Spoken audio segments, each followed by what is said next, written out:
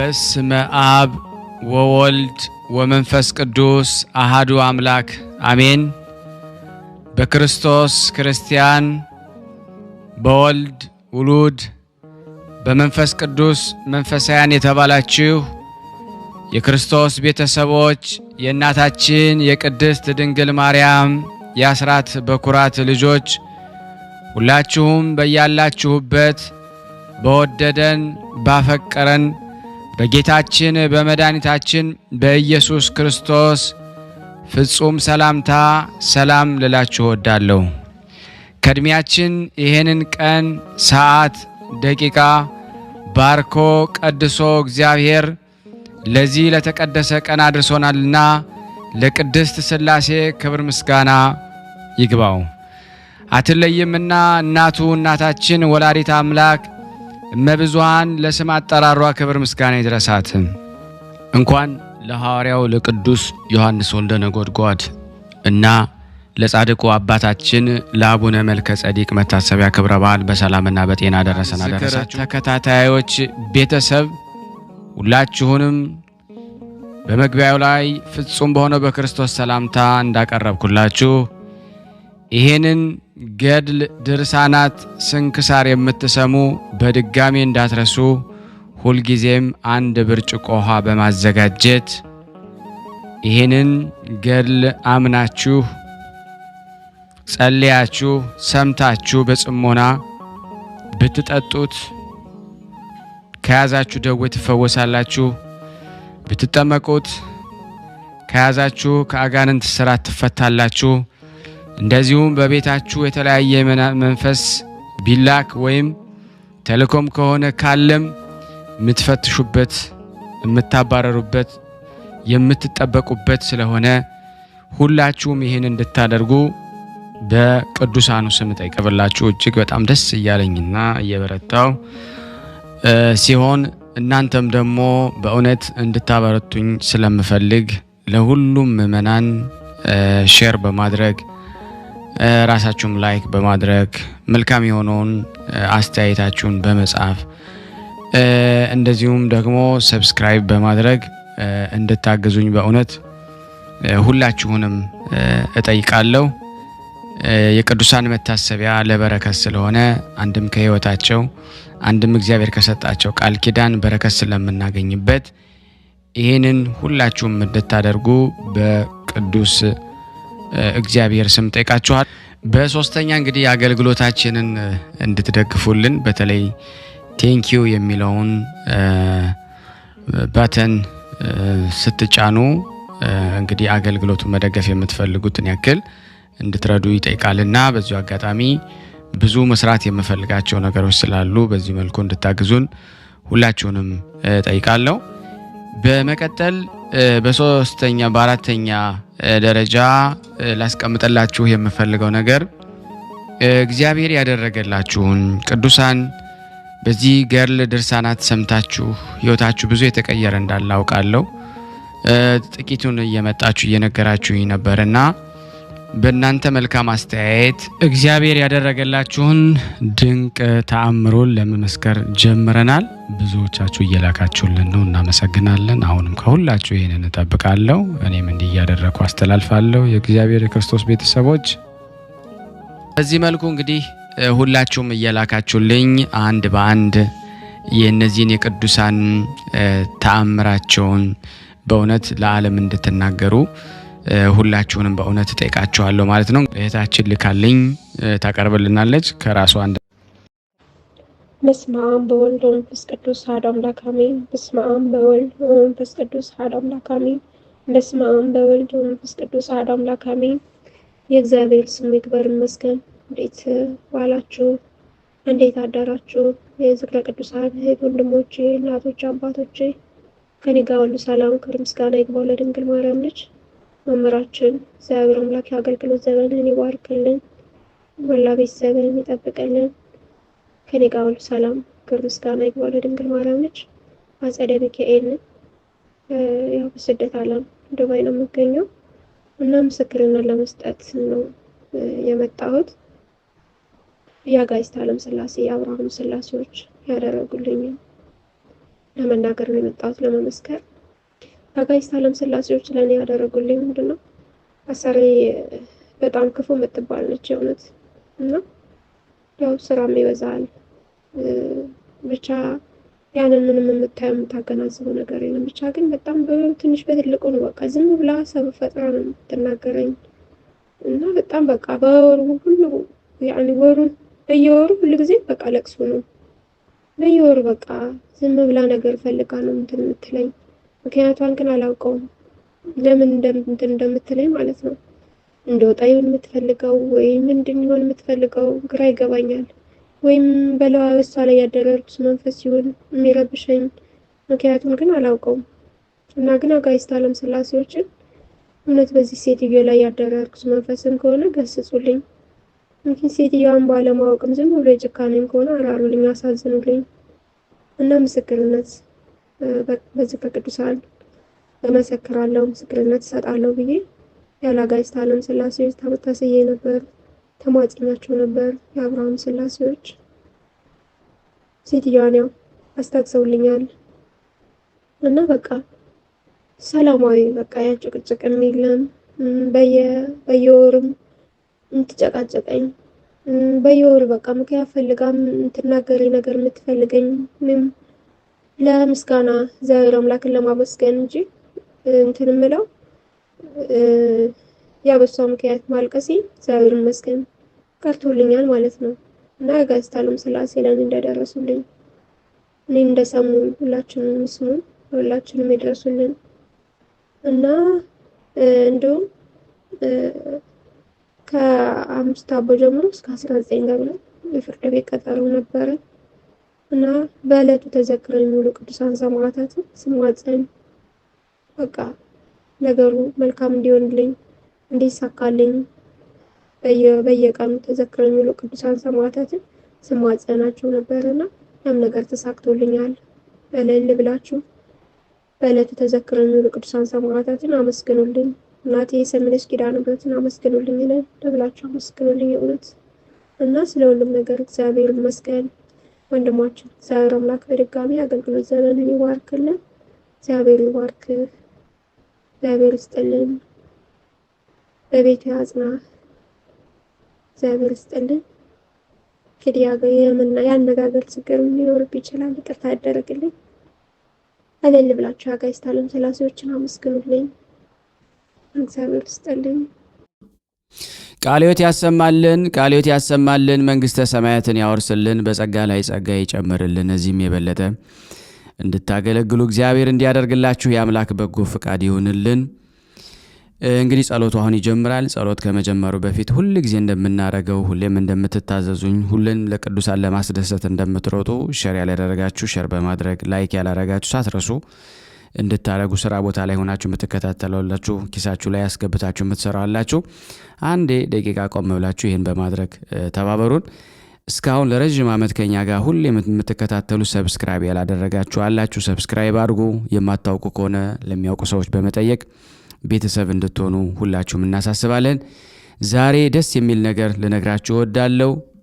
እግዚአብሔር ወዶ እግዚአብሔር ፈቅዶ ጉዞ እሄዳለሁ። ከዚህ በኋላ የቅዱሳኑንም የተለያየ ሀገራቱንም እየሄድኩኝ እቀርጻለሁ። ስለዛም ሀገር ስለዛ ቅዱስ ስለተደረገው ነገር ሁሉ አስተላልፋለሁ ብያችሁ ቃል ገብቼላችሁ ነበርና ያሁን 100,000 ስለገባን ራሱን የቻለ አሮን ቭሎግ የሚል የዩቲዩብ ቻናል ክሬት አድርጌያለሁ። ስሙን እዚህ ጋር አስቀምጥላችኋለሁ፣ ሊንኩንም እዚህ ላይ አስቀምጣለሁ። እየገባችሁ ሁላችሁም ሰብስክራይብ በማድረግ አገልግሎቱን አፋጥኑ። አመሰግናለሁ። እግዚአብሔር ቢፈቅድ የሱ በጎ ፍቃድ ቢሆን በስላሴ ስም የሐዋርያውን የቅዱስ ዮሐንስ ወልደ ነጎድጓድን ገድል በስላሴ ስም አነባለሁ። በስመ አብ ወወልድ ወመንፈስ ቅዱስ አሐዱ አምላክ አሜን። አቤቱ ቅድመ ዓለም የነበርክ ዛሬም ያለ ለዘላለሙ ባንተነት ጸንተህ የምትኖር አምላክ ሆይ ለክቡር መስቀል ምስጋና እናቀርባለን። ወልደ ነጎድጓድ ዮሐንስ ሆይ ሰላም እንልሃለን። አቡ ቀለመሲስ ዮሐንስ ሆይ ሰላም እንልሃለን። ታጎሎስ ወይም ነባቢ መለኮት ዮሐንስ ሆይ ሰላም እንልሃለን። የጌታ ባለሟል ዮሐንስ ሆይ ሰላም እንልሃለን። ድንግሉ ዮሐንስ ሆይ ሰላም እንልሃለን። ወንጌላዊ ዮሐንስ ሆይ ሰላም እንልሃለን። በሕፅነ ኢየሱስ የተቀመጥክ ዮሐንስ ሆይ ሰላም እንልሃለን። ወደ ኤፌሶን መንገድ ሄደን ወደ ከተማውም በገባን ከከተማው አስቀድሞ ከሚገኝ የአርዳሚስ ማደሪያ ከሚባል ቦታ ተቀመጥን። ዲዮስቆሮስ ለተባለው ሀገረ ገዥም ደግሞ መታጠቢያ ነበረው። አባቴ ዮሐንስም ልጄ ሆይ ከዚህ ሀገር አንዱንም አታውቅም፣ እኛ ማነን? ያየነውንም ምንም የለም። እግዚአብሔር እንድንገልጥ እንድናስተምርም መንገድ እንድናገኝ ይሻልና አለኝ። ይህን ነገር ሲነግረኝ የምታስፈራ ሴት ወደኛ መጣች። ይህችም ንጽሕናን የምታድል ቤተ ክርስቲያን ናት። ሴትዮዋም ዓለማውን ልጆች ያልወለደች መካን ነበረች። እንደ ሴት በቅሎም ስጋዋ ግዙፍ ነው። በኃይሏም ትተማመን ነበረ። በመታጠቢያው ቤቱ የሚላላኳት አገልጋዮችን በእጆቿ ትመታቸው ነበረ። ለአንድ ሰዓት ያርፉ ዘንድ አታሳረፋቸውም ነበረ። ስለዚህች ሴት ይነጋገሩ ነበረ። ጠብ ወጥታም ደግሞ ትጋደል ነበረ። በእጆቿም በኃይል ድንጋዮቹን ተወረውር ነበረ። እርሷም በተግባሯ ትመካ ነበረ። ጥበበኛ እንደሆነችም ታስብ ነበረ።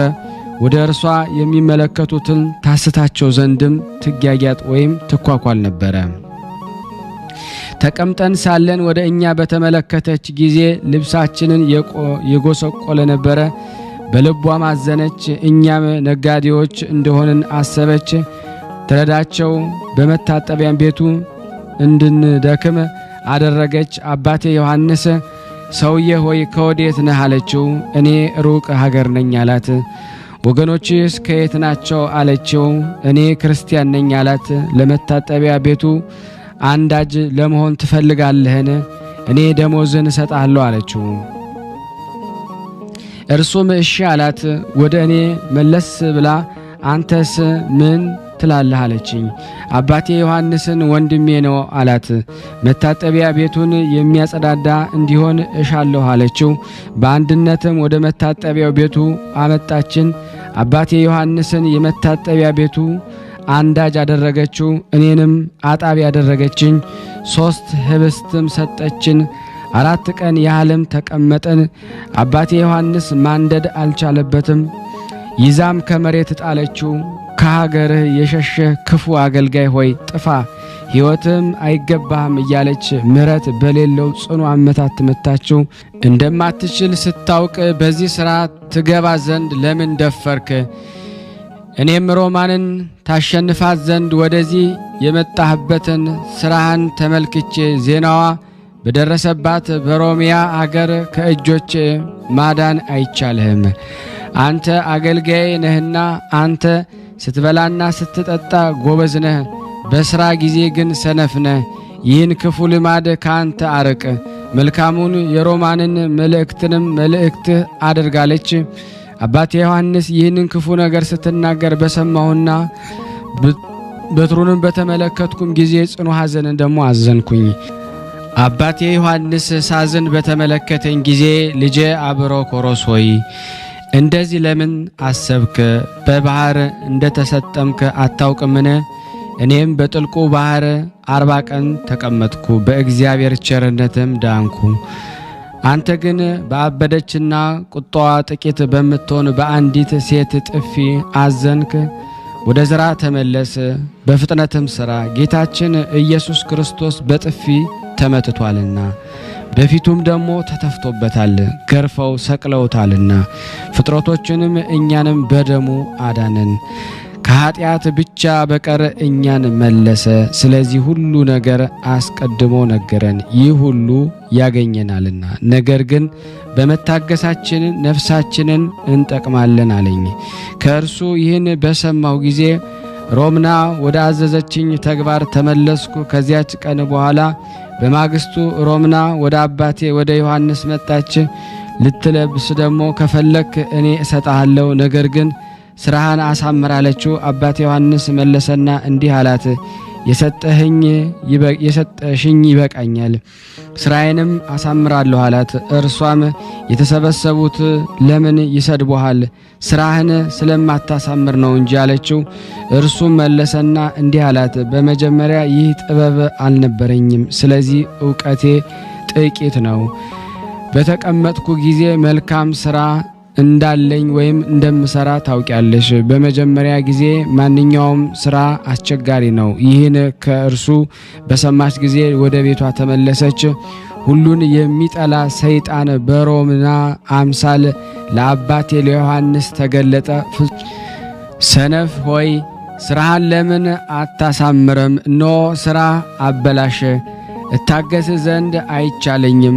በውስጡ እንዳልጨምረህ ማንደጃውን አሳምረ፣ ይህችን ብርሃንም ለዘላለሙ አታያትም።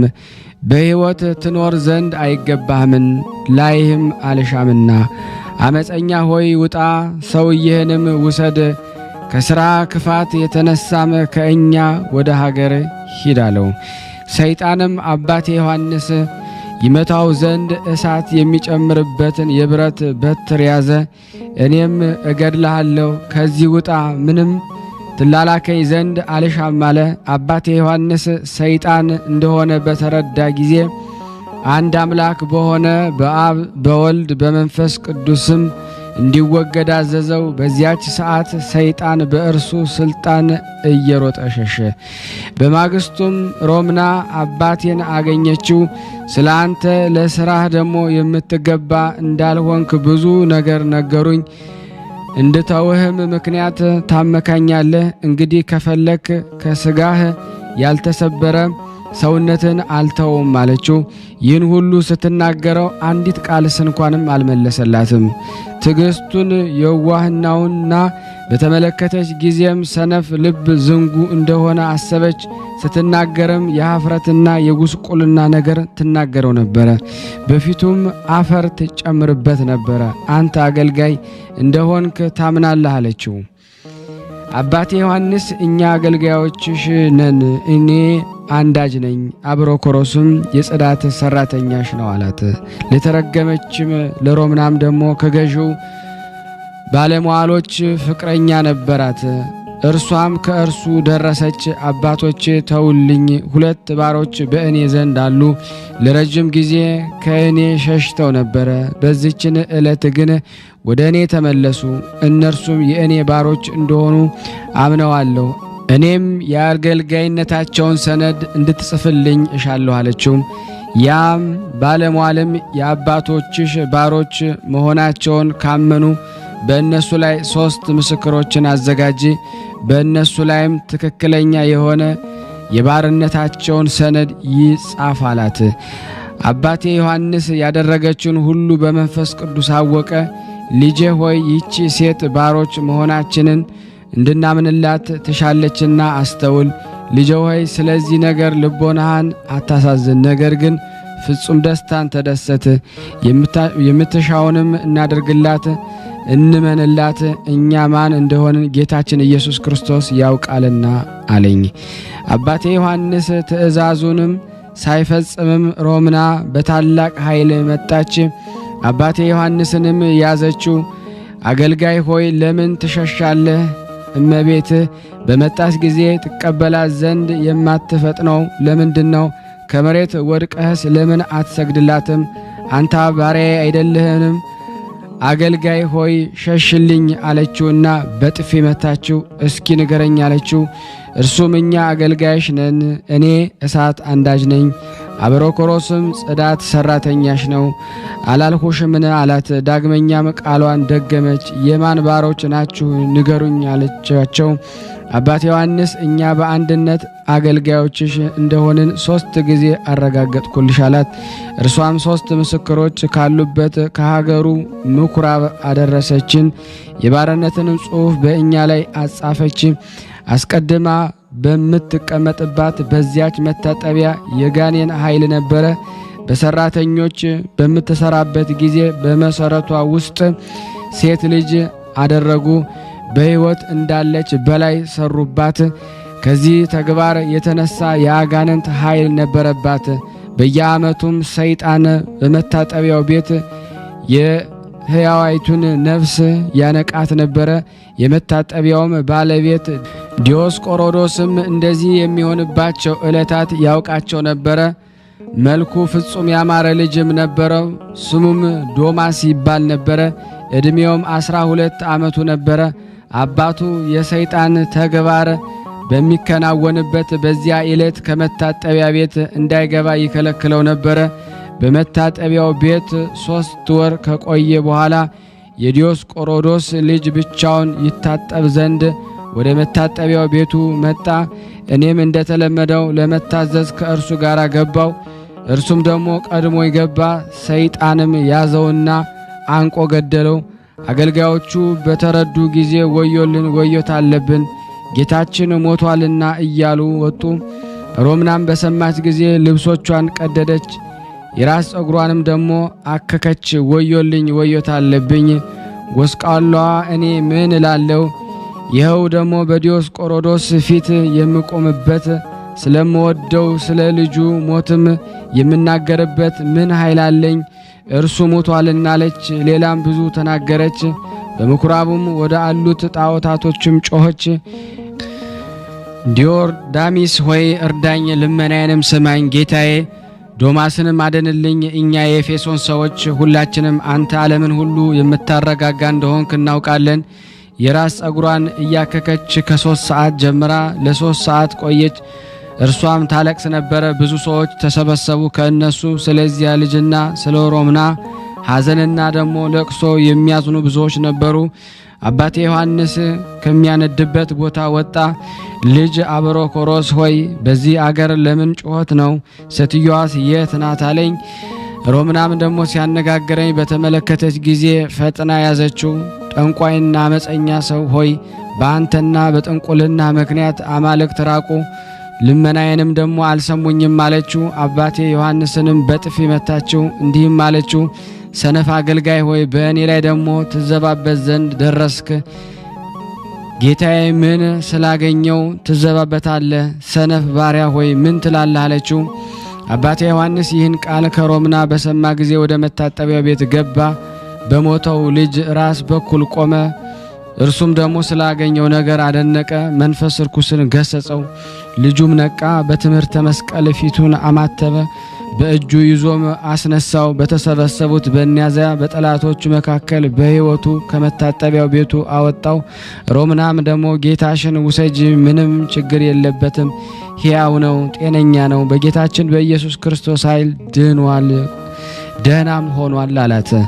ሮምናም የተደረገውን ነገር በተመለከተች ጊዜ ደነገጠች፣ አእምሮዋንም ከእርሷ ተለየ። እርሷንና በዚያ ሲመለከቱ ደግሞ የነበሩትን ሁሉ እንቅጥቅጥና ፍርሃት ያዛቸው። አባቴ ዮሐንስ ያደረገውን ተአምራትን ተመለከቱ። ሮምናም ደግሞ ከፍርሃት የተነሳ ወደ አባቴ ወደ ዮሐንስ ፊት ደግሞ ማየት አልተቻላትም።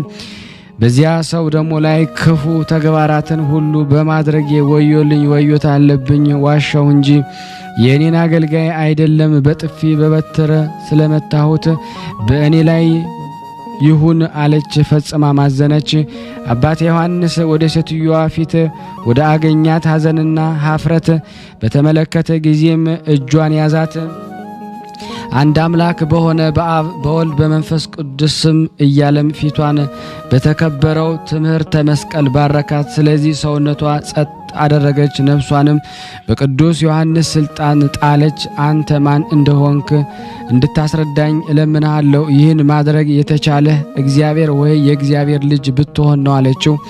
ቅዱስ ዮሐንስም እኔ አንቺ እንደምትዩ እግዚአብሔር አይደለሁም፣ የእግዚአብሔር ልጅ አይደለሁም። ነገር ግን እኔ የእግዚአብሔር ልጅ ደቀ መዝሙሩ ነኝ፣ ካመንሽበትም አገልጋዬ ትሆኛለሽ አላት። ሮምናም መለሰችለት በመፍራትና በመንቀጥቀጥ እንዲህ አለችው፣ የቸሩ አምላክ አገልጋይ ሆይ በአንተ ላይ ያደረኩትን ክፉ ነገር፣ መሳደብን፣ ማዋረዴን፣ ሐሰት መናገሬን ይቅር በለኝ አለችው። ቅዱስ ዮሐንስ በአብ በወልድ በመንፈስ ቅዱስ ስም እመኚ፣ ይህ ተግባርም ይቅር እንዲባልልሽ አላት። ይቺ ሴትም መለሰችለት፣ የአምላክ አገልጋይ ሆይ ከአንተ በሰማሁት ሁሉ አምናለሁ አለች። የዲዮስቆሮዶስ አገልጋዮች አንዱም ፈጥኖ ልጁ እንደሞተና ዮሐንስ እንዳዳነው ነገረው። ብዙዎቹም ከእርሱ ጋር ተሰብስበው ነበረ። ዲዮስቆሮዶስም በሰማ ጊዜ ከመሬት ወደቀ፣ እንደሞተም በድን ሆነ። ያ አገልጋይም ሮምናን እያስተማረ ዶማስን ዮሐንስ ወደ አሉበት የመታጠቢያ ቤት ተመለሰ። ጌታዬ ዶማስ ሆይ ጌታዬ ዲዮስቆሮዶስ ሞተ አለው። ዶማስም አባቱ እንደሞተ በሰማ ጊዜ ከቅዱስ ዮሐንስ መጣና ገዡ አባቱ ወደ አለበት ሄደ። ወድቆ ደሞ ሙቶም ደሞ አገኘ። ወደ ቅዱስ ዮሐንስ ተመለሰና ከሞትኩ በኋላ ያስነሳኸኝ የቸሩ እግዚአብሔር አገልጋይ ሆይ እነሆ አባቴ ሞቷል፣ ዳግመኛ እርሱንም ይቅር ትለው ዘንድ እንለምንሃለን አለው። አባቴ ዮሐንስ አትፍራ፣ አባትህ ሞትን የሞተ አይደለም ሕያው ወይም ደህና ነው እንጂ አለው። አባቴ ዮሐንስ ከእርሱ ጋር አባት ወዳለበት ሄደ። ሮምናም ተከተለቻቸው። ብዙዎች ፈጽመው ተሰብስበው ነበረ። በቀረበ ጊዜ ደግሞ አባቴ ዮሐንስ እጁን ያዘው። ዲዮስቆሮዶስ ሆይ በአብ በወልድ በመንፈስ ቅዱስ ተነስ፣ በእግርህ ቁም አለው። በዚያን ሰዓትም ፈጽሞ ተነሳ፣ ምንም አይነት ሕመምም አልነበረበትም።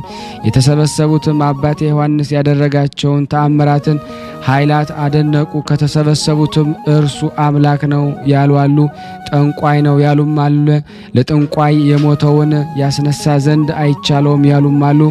ዲዮስቆሮዶስም ሰውነቱን ጸጥ አደረገ፣ አካሉንም በአባቱ በዮሐንስ እግር ታች ጣላት። ልጄን ያዳንከው አንተ እግዚአብሔር ነህ፣ እኔንም አዳንከኝ አለ። አባቴ ዮሐንስ አንተ እንደምታስበው አይደለሁም፣ እኔ አገልጋዩ ደቀ መዝሙሩ ነኝ እንጂ ከሕያው እግዚአብሔር ልጅ ከጌታዬ ከኢየሱስ ክርስቶስ ኃይል ውጪ እኔ ያዳንኩት የለም አለ። ዲዮስቆሮዶስም መለስ ብሎ ሰገደለት። እንድን ዘንድ ምን ላድርግ አዘዘኝ አለው። አባቴ ዮሐንስ በአብ በወልድ በመንፈስ ቅዱስ ስም እመንና ተጠመቅ ዘላለማዊ ሕይወትን ታገኛለህ አለ። ዲዮስቆሮዶስም እኔ በእጅህ ነኝ፣ ቤተሰቦችም በአንተ እጅ ናቸው፣ እንደወደድክ እዘዘኝ አለ። ዲዮስቆሮዶስም አባቴ ዮሐንስ ወደ ቤቱ አስገባው፣ ገንዘቡን ሁሉ አሳየው። ይህን ሁሉ ወስዶ እኔም ቤተሰቦችን ክርስቲያን አድርገን አለው። አባቴ ዮሐንስ መለሰ፣ እኔ ገንዘብ የምሻ የምፈልግ አይደለሁም፣ ያለንን ሁሉ ትተን አምላካችንን ተከተል ነው እንጂ አለው። ከቅዱሳት መጻሕፍት ብዙ ትምህርትን አስተማረው። ዲዮስቆሮዶስም ለቅዱስ ዮሐንስ ሰገደ፣ እንዲህም አለ። የቸሩ አምላክ አገልጋይ ሆይ ይቅር በለኝ፣ በአብ በወልድ በመንፈስ ቅዱስ ስም አጥምቀኝ አለው። ቅዱስ ዮሐንስ በቤት ያሉትን ሁሉ አስመጣቸው፣ እኔ ልምከራቸው፣ የሃይማኖትን ትምህርትም ላስተምራቸው አለው። የሕይወትንም ጸጋ ያገኙ ዘንድ በአብ በወልድ በመንፈስ ቅዱስ ስም አጠምቃቸዋለሁ አለው። ከዚህ በኋላ ሮምና መጣች። ዮሐንስንም ባሪያዋን እንደሆነ የአባቴ ዮሐንስን ባሪያነት ደግሞ የተጻፈበትን በእጇ ነበረ። እያለቀሰችና እየተጸጸተችም ከእግሩ ስር ወደቀች። የቸሩ አምላክ አገልጋይ ሆይ ክርስቶስን የማመን ትምህርትን እንድታስተምረኝ እለምናለሁ፣ የበደሌንም መጽሐፍም ከእኔ ውሰድ አለችው። አባቴ ዮሐንስ መጽሐፉን ደግሞ ከእርሷ ወሰደውና ቀደደው።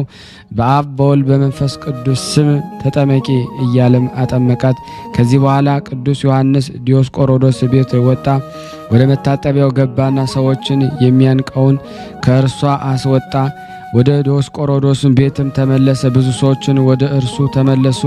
ወደ ቤት በገባን ጊዜ የተሰበሰቡት ተበተኑ። ዲዮስቆሮዶስም ምግብ አዘጋጀልን፣ እግዚአብሔርንም አመሰገንን፣ ምግብ ተቀበልን። ያን ቀን እስከሚነጋ ድረስም ከዚያ ቦታ ተቀመጥን።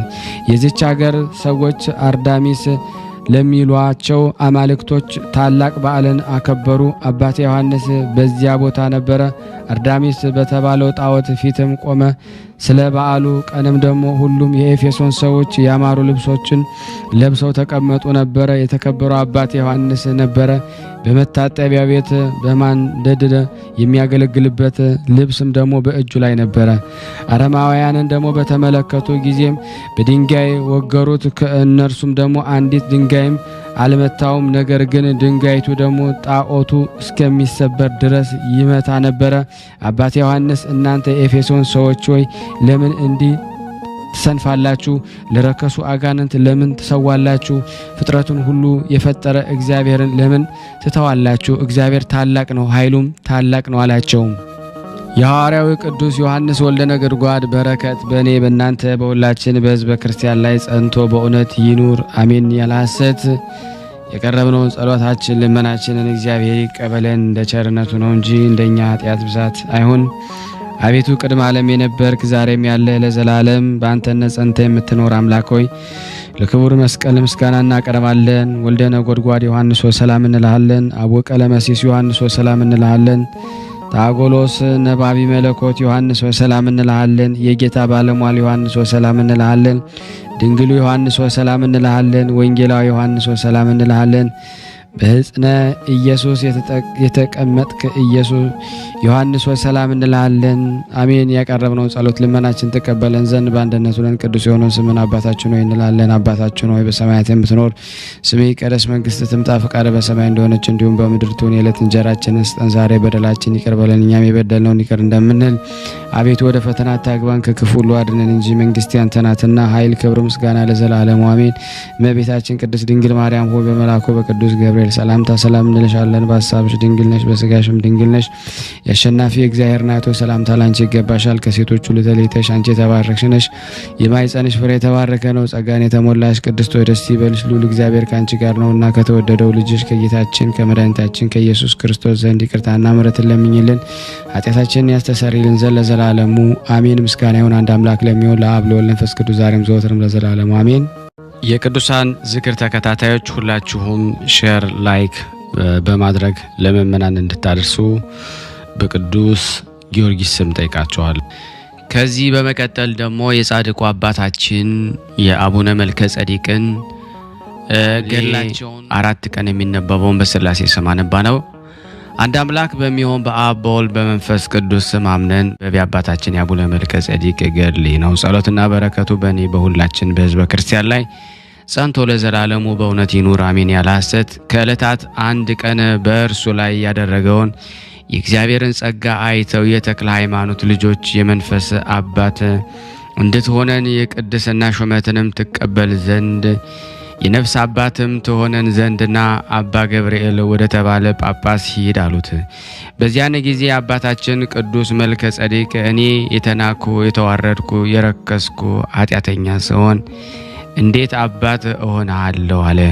ይህንን ብሎ መሄድን እምቢ አላቸው። ያን ጊዜም ፈጽመው እያዘኑ ተመለሱ። ያን ጊዜም ጥያቄያቸውን አልተቀበላቸውምና ጌታችን መድኃኒታችን ኢየሱስ ክርስቶስ ወደ እርሱ መጥቶ ወንድሞችህ ቅዱሳን የጠየቁህን ለምን አትሰማቸውም አለው። አባታችን መልከ ጸዲቅም ለጌታችን ለመድኃኒታችን ለኢየሱስ ክርስቶስ በእጄ የተባረከውን በቃሌም የተናዘዘውን ሁሉ ከማርክልኝ እሺ ሄዳለሁ አለው። ያን ጊዜ ጌታችን በራሱ ማለለትና ቃል ኪዳን ሰጠው፣ እንዲህ አለው፣ አሁን በእጄ የተባረከውን በቃሌ የተናዘዘውን ስምህን የጠራውን መታሰቢያን ያደረገውን ሁሉ ምረልሃለሁ። በእጄ የተባረከውን ብቻ አይደለም በመቅደስህና በመቅደሴ በሚተጉ በካህናቶች እጅ የተባረከውን ነው እንጂ አለው። አባታችን መልከ ጸዲቅ ይህን ጌታችን የሰጠውን ቃል ኪዳን በሰማ ጊዜ በፊቱ ሰገደና እንዲህ አለ፣ አቤቱ ጌትነትህ ይመስገን ለዘላለሙ አሜን። ቅዱስ አባታችን ምስጋናውን ከፈጸመ በኋላ ጌታችን መድኃኒታችን ኢየሱስ ክርስቶስ ወደ አባቱና ወደ መንፈስ ቅዱስ በታላቅ ክብር አረገ። አባቶቼና ወንድሞቼ ሆይ እግዚአብሔር ለአባታችን መልከ ጸዲቅ ያደረገለትን ይህን ድንቅ ተአምር ስሙ። እንደዚህ ያለ ሹመት ወዴት ይገኛል? ቀሲስ ሳይሾም ለበደሉ ሰዎች ንስሐ ሳይሰጥ ከፈጣሪው ዘንድ አስቀድሞ የምሕረትን ቃል ኪዳን የተቀበለ አባት ነው። ሌሎች ካህናት ግን ለበደሉ ልጆቻቸው ንስሐ ከሰጧቸውና ካጠመቋቸው በኋላ ምሕረትን ይለምናሉ። ይህ ብፁዕ አባታችን መልከ ጸዲቅ ግን ለልጆቹ ከፈጣሪው ዘንድ የምሕረትን ቃል ኪዳን መቀበልን አስቀደመ። ከዚህ በኋላ አባታችን ቅዱስ መልከ ጸዲቅ የሥላሴ ቦታ ወደ ሆነች ደብረ ብርሃን ወደ ተባለች ቦታ ስሙ አባ ገብርኤል ወደ ተባለ ጳጳስ ዘንድ ሄደ። ከአጥሩ በር ውጭ ቆሞ ከጳጳሱ ዘንድ ክህነት ሊቀበሉ የመጡ ካሉበት ዘንድ ቅዱስ አባታችን ወደ ጳጳስ ይገባ ዘንድ ሲጠይቅ መግባት ተሳነው። በዚያን ጊዜ የእግዚአብሔር መልአክ ቅዱስ ሚካኤል አባታችን መልከ ጼዴቅን በክንፎቹ ተሸክሞ ከውስጥ ከጳጳሱ እግር ዘንድ አቆመው። በዚያም አሮን አባቱን ሊሾሙት እንደሚበቃም ስለ እርሱ ከጳጳሱ ጋር ከዳሞት አገር ሹመትን እምቢ ብሎ ከእርሱ ፊት እንደሸሸ የተክለ ሃይማኖት ቦታ በሆነች በደብረ ሊባኖስ እንደሚኖር ሲነጋገሩ አገኘው። ጳጳሱን ማነጋገሩን ሳይጨርስ መልከ ጼዴቅ ከፊቱ ቆሞ አየው። አቡነ አሮን ለጳጳሱ በክህነት ሹመት የሚበቃ አለ ያልኩ ልጄ ይህ ነው፣ ባርከው አባቴ ሆይ የክህነትን ሹመትንም ስጠው፣ አስቀድሞ የዲቁና ሹመት ተሹሟልና አለው። ያን ጊዜ ይህ ጳጳስ ክህነት ሰጠው፣ መረቀው፣ እንዲህም አለው የፋሌቅን ልጅ የመልከ ጼዴቅን ክህነት እንደባረከ የአንተንም ክህነት ይባርክ፣ ለብዙዎች አባት ያደርግ፣ መንፈስ ቅዱስ በአንተ ላይ ይምላለው። ይህ ጳጳስ መላእክት ሲነጋገሩ በቀኝ በግራ እየዞሩ አሜን አሜን አሜን ይገባዋል ይገባዋል ሲሉ ሰማቸው። ይህ ጳጳስ ይህን ታላቅ ምስጢር አይቶ አደነቀ። አቡነ አሮንም የነገረው እውነት መሆኑን አሰበ። ከዚህ በኋላ አባታችን መንፈስ ቅዱስ ተመልቶ ተመለሰ። ፊቱም እንደ ፀሐይ በራ፣ በጸጋ ላይ ጸጋን ተጨመረለት። ወደ ደብረ ሊባኖስ በደረሰ ጊዜ የአቡነ ተክለ ሃይማኖት ልጆች ከመምህሮቻቸው ከእንድሪያስ ጋር በደስታ ተቀበሉትና አባታችን ሆይ እንኳን ተሾም ካሉት እርሱ ግን አበምኔት እንደሚሾም ይጠረጥሩ ነበር። ከተሾመ በኋላ ግን የአቡነ ተክለ ሃይማኖት ልጆች አባታችን ይሉት ነበር። እርሱም ሁሉም ውዳሴ ከንቱ ይሆንብኛል አለ እና ወደ ሌላ ገዳም ይሄድ ዘንድ ወደደ። እርሱ ግን ሹመትን አይፈልግም። በችግርና በጸጥታ ሲጋደል በዋሻው ውስጥ ኖረ እንጂ ከዚህ በችግር በጸጥታ 7 ዓመት ኖረ። የአባታችን መልከ ጼዴቅ ጸሎትና በረከቱ ከኔና ከናንተ ከሁላችን ሕዝበ ክርስቲያን ላይ ጸንቶ በእውነት ለዘላለሙ ይኑር አሜን። የረዴቱ ሀብት ከንጉሳችን ከአጼ በእደ ማርያም ነፍስና ከጸሐፊው ከገብረ አምላክ ጋራ ይህንንም ድምፅ ከምንሰማ ከሁላችን ከሕዝበ ክርስቲያን ጋር የአባታችን የአቡነ መልከ ጼዴቅ ፈጣሪ ሕማማትንና ደዌያትን ከእኛ ያርቅልን፣ ነፍሳችንን ስጋችንን ይቀድስልን፣ በዓለም ፍጻሜ መንግስቱ ያወርሰን። ሰነፍ ጠላታችንንም በበደል አስዋሽችኋለሁ አትበል። እኛ በአባታችን በመልከ ጼዴቅ ጸሎት አምነን ሁላችን ወደ እርሱ እንገባለን ለዘላለሙ አሜን። ከዚህም በኋላ የእግዚአብሔር መልአክ ንዑድ ክቡር የሆነ አባታችን መልከ ጼዴቅ ከአቡነ ኢዮስያስ ገዳም እና ከአባቱ ከአሮን ለይቶ ደብረ መድኃኒት ወደ ተባለ ቦታ አደረሰው። በዚህም የዳዊት መዝሙርና የመጽሐፍትን ቃል ሁሉ መምህርና አገልጋይ ከሆነው ከእስጢፋኖስ ዘንድ ተማረ። በዚያችን በተቀደሰች ቦታ ክብርት ቤተክርስቲያን ነበረችና የታቦቷም ስም ኪዳነ ምሕረት ነበረ። አባታችን መልከ ጼዴቅም ትምህርቱን ፈጥኖ ጨረሰ፣ መንፈስ ቅዱስ በእርሱ ላይ አድሮ ነበርና። ከዚህ በኋላም ወደ ትንሽ ዋሻ ገባ እና የእግዚአብሔር ቦታ የያዕቆብን ፈጣሪ ማደሪያውን እስከማገኝ ድረስ ማረፊያዬ ይህች ናት አለ። እጁንና እግሩንም በብረት ሰንሰለት ሁለቱን በቀኝ እጁ ሁለቱን በግራ እጁ ሁለቱን በቀኝ ጭኑ እግሩ ሁለቱን በግራ ጭኑ እግሩን አሰረ። በአራት የብረት ችንካርም ደረቱ ላይ አራቱንም ከወገቡ አድርጎ ተስፋዬን እስከማገኝ እነዚህን አላወጣቸውም አለ። በላያቸውም ማቅ ለበሰ፣ በውስጥ ግን የበሬ ቆዳ ይች ሀብል እንደ ሐርና ግምጃ ትሆንልኝም አለ። ጻድቃን ማቄን ደቀ የደስታ ልብስ አስታጥቀኝ ያሉበት ጊዜ አለና ዳግመኛም በዓለም የደከመ ዘወትር በሕይወት ይኖራል ይላል፣ ሞትን ወይም ጥፋትን አያይምና።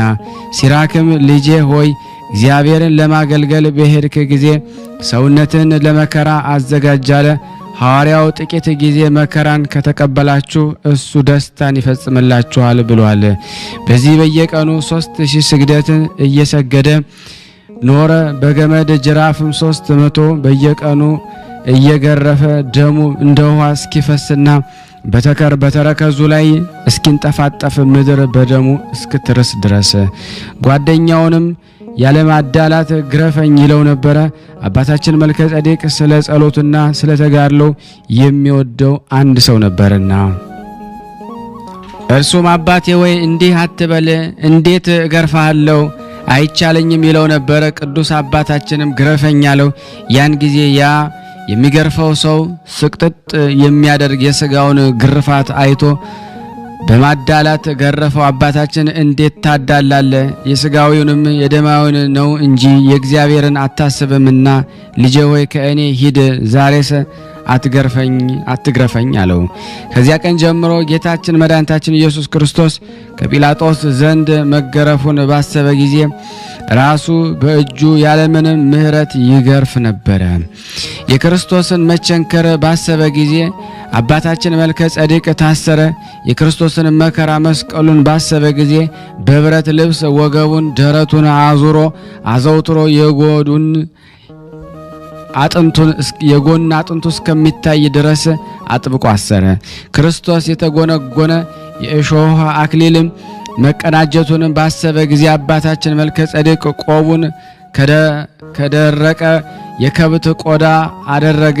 ክርስቶስ በወታደር ጦር መወጋቱን ባሰበ ጊዜ አባታችን መልከ ጼዴቅ ጎሽ ወይ አውራሪስ በተባለ አውሬ ቀንድ ጎድኑን ቀደደ። ክርስቶስ ሐሞት ከርቤ የአውባን ቅጠል መጻጻ ቀላቅለው እንዳጠጡት ባሰበ ጊዜ አባታችን መልከ ጼዴቅ እሬት ይበላ መራራንም ይጠጣ ነበረ። ሰማይና ምድርን የሰራ ዓለምን ሁሉ የፈጠረ የክርስቶስ ሞት ባሰበ ጊዜ አባታችን መልከ ጼዴቅ ቅንድቡን እስከሚላጥ የዓይኑ ሽፋሽፍት ጸጉሩ እስከሚመለጥ ድረስ ዘወትር እያለቀሰ እጅግ አዘነ። ምንም ከሽፋሽፍቱ ጸጉር አልቀረለትም ነበረ። ደም የተቀላቀለበት የሚያቃጥል እንባንም ያነብ ነበረ። ከአሰቃቂ መከራዎች ጋር ኖረ። በዝንጎች ምክር ያልሄደ፣ በኃጥአን መንገድ ያልቆመ፣ በዋዘኞች ወንበር ያልተቀመጠ፣ ፈቃዱ የእግዚአብሔር ሕግ የሆነ ሕጉንም በመዓልትም በሌሊትም የሚያነብጽ ነው። ይህ ሰው በውሃ ዳር እንደተተከለች ፍሬዋንም በየጊዜዋ እንደምትሰጥ ቅጠሏንም እንደማይረግፍ ተክል ይሆናል። የመጀመሪያውን ሁሉ ይፈጽማል ያለውን ያስብ ነበረ። የዚህ መዝሙር ትርጓሜ የልዑል እግዚአብሔር ሕግ የጠበቀ ሁሉ በክርስቶስ ደም እንደተቀደሰው እንደ ዕፀ መስቀል ይሆናል። የትሩፋት ሥራም ፍሬውም ደግሞ አይረግፍም አይጠፋም። ሰዓታትም መዓልትም ጸሎትን ያደርጋል። 24 ሰዓታት መዓልታትን ጸሎታትን ያደርጋል። በሕይወት መጻሕፍት ይጽፋል። ዳግመኛም ከዕፀ ሕይወት ፍሬ ይካፈላል። ይኸውም የአማኑኤል ሥጋ። ከዚህ በኋላም አባታችን መልከ ጼዴቅ በመዓልትና በሌሊት በጾመ ጸሎትና ይጋደል ጀመረ። የዳዊትን መዝሙር በየቀኑ 3 ጊዜ ይዘልቅ ነበረ። ስለዚህ ነበር ዝንጎች ከደይን ይነሳሉ ከሚል ዳግመኛ የኃጥአን መንገድ ግን ትጠፋለች። ዳግመኛ ኃጥአን ወደ ሲኦል ወደ መቃብር ይግቡ እግዚአብሔርን የሚረሱት ሁሉ። ዳግመኛም የኃጥአን መቅሰፍታቸው ብዙ ነው። እሾካቸው ሳይታወቅ በትር ሆነ። በምድር ላይ ደግሞ ሕያዋን ሳላችሁ በየመዓቱ ይወጣችኋል አለ። ሕያዋን በተባለ ስተው ደግሞ ከሰማይ ወደ ምድር ከኤረሞን ደብር የወረዱ መላእክት ናቸው። ቁጥራቸው 300 ነው። ከቃየን ልጆችን ሴቶችን ወሰዱ፣ ከእነሱ ጋር አንድ ሆኑ። እነሱም ራእይትን ወለዱላቸው። እነሱም ስር መማስን፣ ቅጠል መበጠስን፣ ስር ማድረግን፣ ምትሃት ማሳየትን፣ ኮከብ መቁጠርን፣ ዘፈን መዝፈንን፣ በውድማ ማሟረትን፣ የዘፈን መሳሪያዎችን ሁሉ አስተማሯቸው። በክፋታቸው ምድርን በአጠፋ ጊዜ የእግዚአብሔርን መላእክት ቅዱስ ሚካኤልን ቅዱስ ገብርኤል ከሰራዊታቸው ጋር ወረዱ። በታላቅ ዛንጀር ማሰሪያ አስረው ጻዕር ወደ አለበት ወደ ደይን ከነ ሕይወታቸው ጣሏቸው። ሄኖክ እንደተናገረ ሐዋርያው መልእክቱን እንኳ ስለበደላቸው አልራራላቸውም። ጻዕር ጥርስ ማፋጨት ወደ አለበት ደይን ጣሏቸው እንጂ ራሳቸውን ተጣድፈው ራሳቸው ለኃጢአት በማስገዛታቸው በታላቅዋ ቀን ስለዚህም ዳዊት ሕያዋን ሳላችሁ በመዓቱ በምድር ላይ ይወጣችኋል አለ። ሕያዋን ሆነው የተፈጠሩ መላእክት እንደዳኑ የሚኮንን ኃጥአን እንደማይድኑ ባወቀ ጊዜ ይህን የመሰለውን በመዝሙረ ዳዊት ባገኘ ጊዜ ደረቱን ይደቃል፣ ፊቱንም ይጸፋል። የጣቶቹ ሰንበር በጉንጮቹ ላይ እስከሚታይ ድረስ እንደዚህ እየተጋደለ 40 መዓልት 40 ሌሊት ቆየ። ማቅ ለብሶም ራቁቱን በባህር ውስጥ ይቆምና በነገ ጊዜ ወደ በዓቱ ይመለስ ነበረ። በየዓመቱ 4 ጊዜ 40 ቀን እህል ሳይቀምሰው ወይንንም ሳይጠጣ ይቆይ ነበረ። ከቅጠል ከእንጨት ፍሬና ከትንሽም ውሃ በቀር ያውም በጽዋው ቁመት በትንሽ ጣት ልክ በመለካት ነበረ። እንደዚህ እጅግ እየተጋደለ በተቀደሰች ደብረ መድኃኒት በተባለች በዚያች ቦታ 7 ዓመት ኖረ። የእግዚአብሔር መልአክ ዘወትር ይጠብቀው ነበረ። አምላክን የወለደች እመቤታችን ማርያም ከእርሱ ጋር ትነጋገር ነበረ። ልጇ መድኃኒታችን ኢየሱስ ክርስቶስ ይጎበኘው ነበረ። የአባታችን መልከ ጸዴቅ ጸሎትና በረከቱ አማላጅነቱ ከንጉሳችን ከበዕደ ማርያም ነፍስና ከጸሐፊው ከገብረ አምላክ ነፍስ ጋር ይደር። እንደዚሁም ከሁላችን ከዚህ ከቅዱሳን ዝክር ተከታታዮች ጋር አድሮ ለዘላለሙ ይኑር አሜን። ከሚቃረነን ከጠላታችን ሁሉ ይጠብቀን፣ ጠላታችን ይውጋልን። ከአምላካችን ዘንድ ጠላታችንን ድል እንድንነሳ ኃይልን ይሰጠን ዘንድ ይለምንልን። ረጅም ዕድሜንና ሕመምና ሐዘን ከሌለባቸው ሰፊ ዘመናት ይስጠን። በማይጠቅሙ ነገር ታምኖ የሚወነጅለን በዚህ ዓለምና በሚመጣው ዓለም ድህነትን እንድናገኝ ለዘላለሙ አሜን። የእግዚአብሔር መልአክም አባታችን መልከ ጸዴቅ በግራሪያ ሀገር ወዳለች ወደ ተክለ ሃይማኖት ደብር ሂድ አለው። ይህንን ባለው በነገረው ጊዜ አባታችን መልከ ጸዴቅ በመልአኩ ትእዛዝ በደብረ መድኃኒት ተነስቶ ወደ አቡነ ተክለ ሃይማኖት ደብር ሄደ። ወደ ደብሩ ሊባኖስም ደረሰና በዚያ የሚኖሩ ቅዱሳንን ሰላምታ አቀረበላቸው።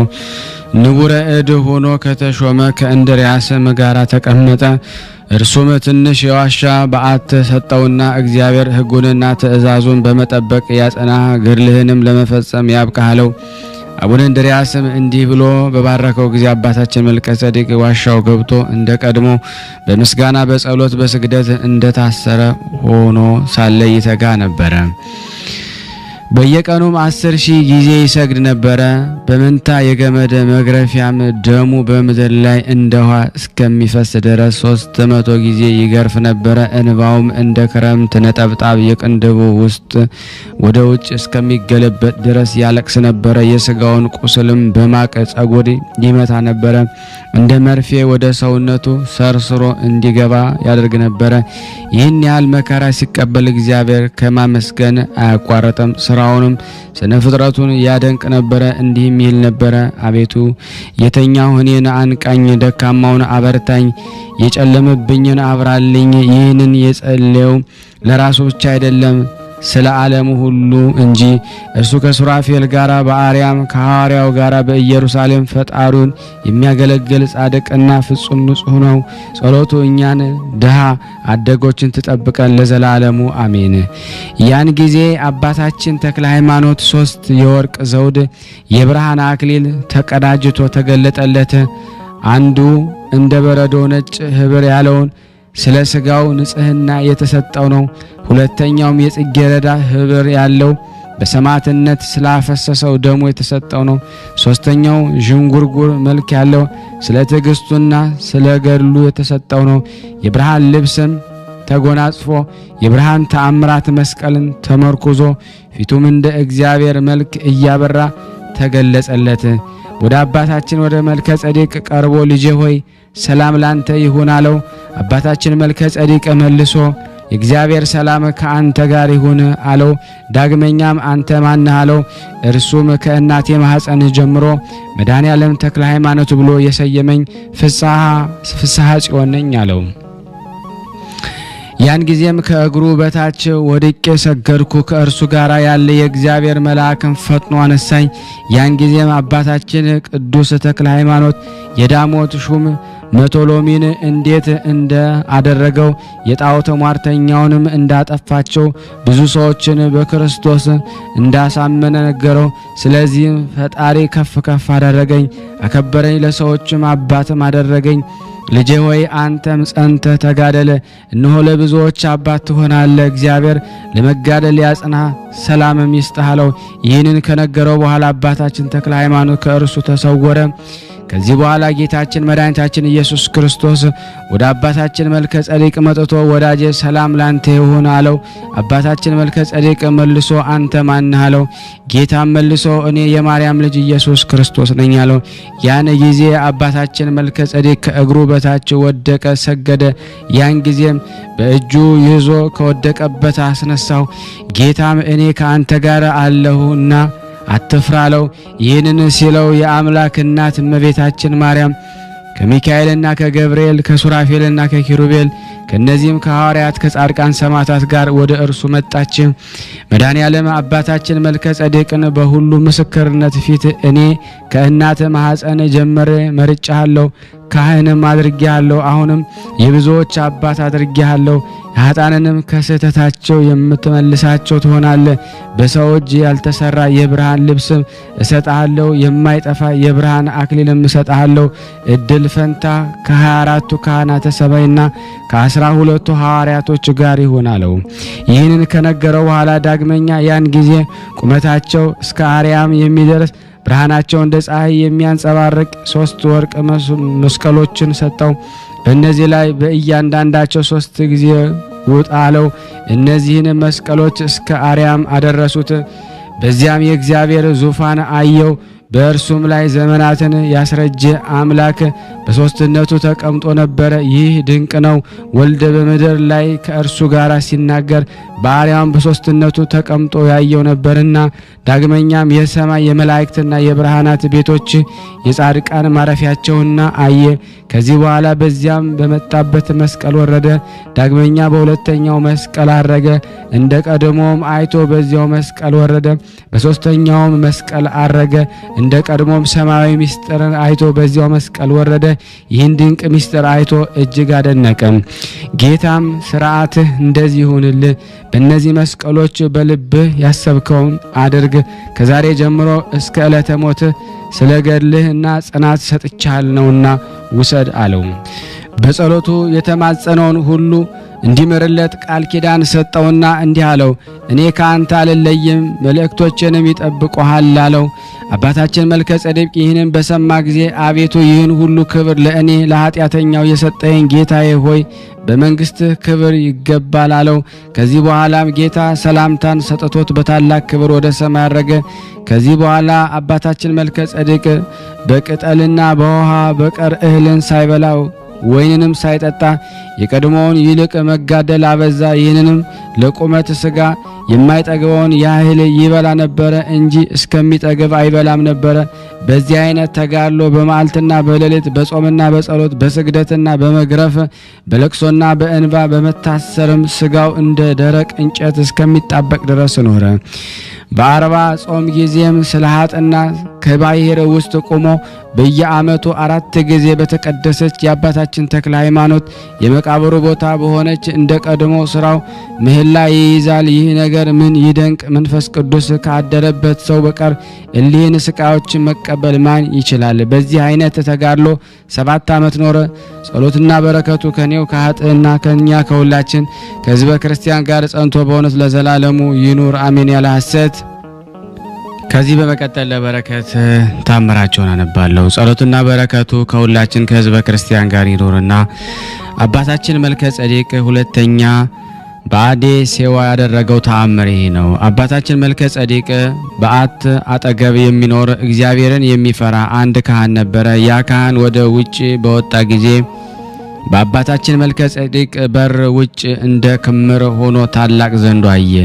ያ ካህን ወደ ቤቱ ገብቶ ሳቅ እና ቤተሰቦቹን በዚያ ወረዳ ሰው ደቅ ታላቅ ዘንዶንም አየሁ አላቸው። አባታችን መልከ ጸዴቅ ይህንን በሰማ ጊዜ ወደ ቦታው ውጭ ወጣ። ሔዋንን እንዳሳተ ሊያስተው የመጣ ያንን ከይሲ አየውና እጅግ አዘነ። በዚያን ዘንዶ ላይም ጌታችን በሰጠው በትምህርተ መስቀል አማተበ። ያ ዘንዶም ከመካከሉ ተሰነጠቀ፣ ከሁለቱም ተከፈለ። በመስቀልና በመስቀሉ መካከል አንስቶ ወደ ውጭ አወጣው። በመስማር ላይ መቆም ለአንተ ይብስብሃል ብሎም ወረወሮ። ዳግመኛ ወደዚያ ካህን ተመልሶ ጌታ ኢየሱስ ክርስቶስ ሆይ ከእናቱ ከማርያምና ከቅዱሳን ሐዋርያቶች ጋራ ስለጎበኘኝ ለምን በእኔ ላይ ተመካ? እግዚአብሔር በእኔና በአንተ መካከል ይፍረድ አለ። ይህንን ካለው በኋላ አባታችን መልከ ጼዴቅ ጸለየ፣ እንዲህ አለ። አቤቱ ይህን ያህል አውሬ በቦታዬ አይቶ ስላልነገረኝ አቤቱ ተመልከትና ፍረድልኝ። ነፍሱንም አትኮንን፣ ስጋውን ግን በደዌ ቅጣ። አቤቱ አንተ የተሰወረውንና የተገለጠውን ታውቃለህና አቤቱ እርሱ ግን በመቀየም ይህንን በእኔ ላይ አደረገ አለ። ያን ጊዜ የቁስል ሕመም ያን ሰው ያዘው፣ እጁን እግሩንም ተቆራረጠ። ከቁስሉ ጽናትም የተነሳ በ8ኛው ቀን ሞተ። ነፍሱን መላእክት ጽልመት ወደ ሲኦል ልቅሶና ጥርስ ማፋጨት ወደ አለበት ቦታ ወሰዷትም። አባታችን መልከ ጼዴቅ አወቀና ወደ እግዚአብሔር ስለ እርሱ ለመነለት። እግዚአብሔር ልመናውን ተቀብሎ እንዲህ አለው፣ ወዳጄ ሆይ ምሬሃለሁ፣ እርሱን ወስደ ወደ ርስትህ አስገባው አለው። ያን ጊዜ አባታችን መልከ ጼዴቅ ሳይሞት እግዚአብሔር ወደ አሳየው ብርሃናዊት ወደ ሆነች ሀገሩ አስገባው። አባታችን መልከ ጼዴቅም ስለ ቸርነቱ ብዛት ታላቅ ደስታን ተደሰተ። ለምህረት ባለቤት ምስጋና ይገባል፣ ፍጻሜ የሌለው መንግስቱ ክብርና ምስጋና ይገባል። ጸሎትና በረከቱ ከኔ ከናንተ ከሁላችን ሕዝበ ክርስቲያን ላይ ጸንቶ ለዘላለሙ ይኑር አሜን። ያለ ሐሰት የቀረብነውን ጸሎት ልመናችን እግዚአብሔር ይቀበለን፣ እንደ ቸርነቱ ነው እንጂ እንደኛ ኃጢአት ብዛት አይሁን። ለሀገራችን ሰላሙን፣ ፍቅሩን፣ አንድነቱን እግዚአብሔር ይመልስልን፣ ከቅዱሳኑ በረከት ያሳትፈን ዘንድ በአንድነቱ ነን። ቅዱስ የሆነውን ስሙን አባታችን ሆይ እንበል። አባታችን ሆይ በሰማያት የምትኖር ስምህ ይቀደስ፣ መንግስትህ ትምጣ፣ ፈቃድህ በሰማይ እንደሆነች እንዲሁም በምድር ትሁን። የዕለት እንጀራችንን ስጠን ዛሬ፣ በደላችን ይቅር በለን እኛም የበደልነውን ይቅር እንደምንል፣ አቤቱ ወደ ፈተና አታግባን ከክፉ ሁሉ አድነን እንጂ መንግስት ያንተ ናትና ኃይል፣ ክብር፣ ምስጋና ለዘላለሙ አሜን። እመቤታችን ቅድስት ድንግል ማርያም ሆይ በመልአኩ በቅዱስ ገብርኤል ሰላምታ ሰላም እንልሻለን። በሐሳብሽ ድንግል ነሽ፣ በስጋሽም ድንግል ነሽ። የአሸናፊ እግዚአብሔር እናት ሆይ ሰላምታ ላንቺ ይገባሻል። ከሴቶች ሁሉ ተለይተሽ አንቺ የተባረክሽ ነሽ፣ የማኅፀንሽ ፍሬ የተባረከ ነው። ጸጋን የተሞላሽ ቅድስት ሆይ ደስ ይበልሽ፣ ልዑል እግዚአብሔር ከአንቺ ጋር ነውና ከተወደደው ልጅሽ ከጌታችን ከመድኃኒታችን ከኢየሱስ ክርስቶስ ዘንድ ይቅርታና ምሕረትን ለምኝልን ኃጢአታችንን ያስተሰርይልን ዘንድ ለዘላለሙ አሜን። ምስጋና ይሁን አንድ አምላክ ለሚሆን ለአብ ለወልድ ለመንፈስ ቅዱስ ዛሬም ዘወትርም ለዘላለሙ አሜን። ውድና የተወደዳችሁ የክርስቶስ ቤተሰቦች የእናታችን የቅድስት ድንግል ማርያም የአስራት በኩራት ልጆች ሁላችሁም በያላችሁበት ሰላም እግዚአብሔር ይብዛልን። ይህንንም ምስል የምትመለከቱ በጻድቁ መልከ ጼዴቅ ስም ጠይቃችኋለሁ። ላይክ ሸር እያደረጋችሁ ለምእመናን ታስተላልፉ ዘንድ እጠይቃችኋለሁ። ከዚህ በመቀጠል ደግሞ ለበረከት የጻድቁን የአባታችን መልከ ጼዴቅ መልክ አነባለሁ። አባቶቻችን እንጦንስ፣ መቃርስ፣ አቢብ፣ ሲኖዳና ገብረ መንፈስ ቅዱስ ሰላም ለእናንተ ይሁን። ተክለ ሃይማኖት፣ ኤውስጣቴዎስ፣ ዜና ማርቆስ፣ አረጋዊና መልከ ጼዴቅ፣ ሊባኖስና ኪሮስ ተባርኩን ዘንድ በዚህ በቁመን በምንጸልይበት ቦታ ኑ። ግሩም በሆነ በአብ በወልድ በመንፈስ ቅዱስ ስም እና የትሕትናንም የዛሬም እመቤቴ በሆነች በቅድስት ድንግል ማርያም ስም በዓለም ያሉም ነዳያን መመኪያቸው ክቡር መልከ ጼዴቅ ሆይ የጣፈጠና ያማረ ዝማሬና ውዳሴን አሁን ጀመርኩ። የሚያስደንቅ ኃይልንም ልፈጽም እርዳኝ አሜን። ሰላም ለጽንሰትከ የጥበብና የእውቀት መሰረት ለሆነው ጽንሰትህና እግዚአብሔር ለወደደው ልደት ሰላምታ ይገባል። ምስጋናን መዝሙርን የምትወድ መልከ ጼዴቅ ሆይ ከአንተ በአንድነት በቀኝም እቆም ዘንድ አድለኝ። ሁሉም ስራው እስከሚከፍለው ድረስ ሰላም ለዝክረ ስምከ እንደ ጊደር ወተት ለተወደደና እንደ ወይን ላማረ የአዘኑ ልቦች የሚያስደስት ለስምህ መታሰቢያ ሰላም ላለው የአርብ መስቀል በሚሆን በወልድ መስቀል የተሰቀልክ መልከ ጼዴቅ ሆይ በሚያስደንቅ ኃይሉ ደግሞ እንዳይገዛን ለተንኮለኛ አውሬ ከመገዛት ልጆች ነፃ አውጣን። ሰላም ለስዕርተ ርእስከ የእውነት የቆብ አክሊልን ለተሸከመ ራስህና እንደ ወጣቶች ጎፈሬ ለማይታይ ለራስህ ጠጉር ሰላምታ ሰላም ላለው መልከ ጼዴቅ ሆይ ነፍሴን የጸና ምክርን ምከር። ወንድም ለተጹን የሰውን ጥፋት ባየ ጊዜ ራሱን ለሞት አሳልፎ ይሰጥ ዘንድ ወዷልና። ሰላም ለገጽከ ዓይኖችህ መጋረጃ ለሆኑ ቅንድቦችህ እና ከፀሐይ መውጣት ይልቅ ለሚያበራ ፊትህ ሰላም እላለሁ። የሦስት አካላት የሥላሴ ማደሪያ የምትሆን መልከጼዴቅ ሆይ ይህን ለክብር የዘመርሁትን ያቀረብሁትን የምስጋና መስዋዕት ጌታዬ ሆይ ተቀበል። ሰላም ለአዛኒከ የአማኞች ልጆችና የጎልማሶች ምእመናን ልመና በጭንቅ ለሚሰሙ ጆሮችህም ሰላም ላለው በጽድቅና በሃይማኖት ወርቅ የበለጸክ መልከጼዴቅ ሆይ በምስራቅና በምዕራብ በአንተ የታመኑትን ጥልቅ ከሚሆን የፍርድ ባህር በቃል ኪዳንህ አውጣቸው። ሰላም ለመላቲከ የተወደደ ሽታ መዓዛ በሮች ለሆኑ አፍንጮችህና ህብራቸው ነጭ ለሆነ ጉንጮች ሰላም ላለው መልከጼዴቅ ሆይ መንታ የሆኑ የይቅርታ በትሮችን አጸና የምድረ በዳ ደግሞ አንበሳ ዲያብሎስ በመንጋዎች ምእመናን ላይ በየመንገዱ ሁሉ በየጊዜው እንሆ ይጮሃልና። ሰላም ለከናፍሪከ የዓለም ነገር በዓለም ፈጽሞ ላልተናገሩ አለቃ የምትሆን ኢያሱ መልከጼዴቅ ሆይ ታምራትን እያደረከ ማርና ወተትን የምታፈስ የርስት ምድር አገር ኢየሩሳሌም ለሕዝቦች ማደሪያ ትሆንን ዘንድ አውርሰን።